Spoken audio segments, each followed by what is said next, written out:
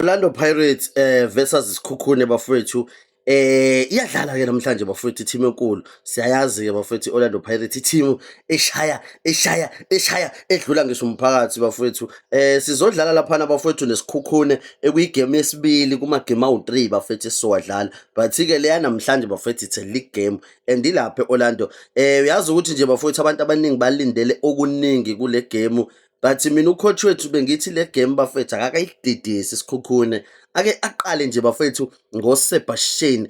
Pedersen laphana aqale ngalama players amaningi bafethu angajwayele ukuthi aqale ngawo nawo awanika ichance because ngampela uma ukuthi bafethu we want to win lo 3 games esudlala nesikhukhune since siwinile igame oqala esiyadinga bafethu ukuthi sibe unpredictable. Amathikithi ke bafethu aseyatholakala laphana kule game ezobe isesigodini siyazi ukuthi igame yanamhlanje isesigodini and futhi neyange weekend bafethu nayo isesigodini sesivela usuwenziwe bafethu umsebenzi onzima ekukushaya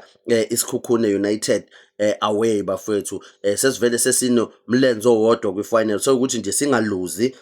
on Saturday but nale game bafethu ibaluleke kakhulu le game. I feel like ibaluleke kakhulu le game for khona momentum bafethu yokuthi sibuild laphana kwi league because siyazi bafethu ukudropa even ama point ambalwa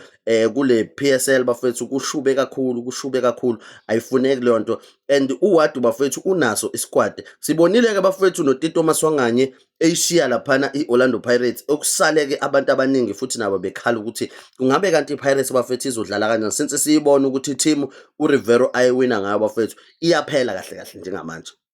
Yabona nje ama players esisele nawo kwi-team bafethu eyadlala uRivera ijwayele ukudlala ngayo shuthi sisele noSipho Chain laphana uDion Hoto uKabelo Dlamini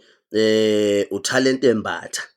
Yeah, if I'm not mistaken ama players yabe sakwazi bafethu ukuthi adlale ku lineup. Abanye abantu naye abantu nje bafethu uWadu abanye abafike no kade kufika yena abanye basayinwe manje nje bafethu le game siyayidinga ke le game bafethu samabhakane siyayidinga le game abantu abaningi bangayithatha kancane ngoba vele is a league game but we can't drop ama point bafethu njengamanje and iTerminator ngiyayibona bafethu uWadu ukuthi hayi is trying to make sure ngampela ukuthi even nakule season iPirates inquma abantu as usual. Uyibona kanjani ke wena le game bafethu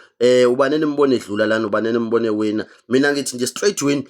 kwibhakaniya bafethu kule game into kodwa engasenza ukuthi le game siyiwine kalula bafethu ikhona ukuba surprise singadlali ngo lineup ledlale ngawo yize sazi mhlawumbe ngeweekend ukuthi ungaphinda ubuye but ngabadidisa nje kancane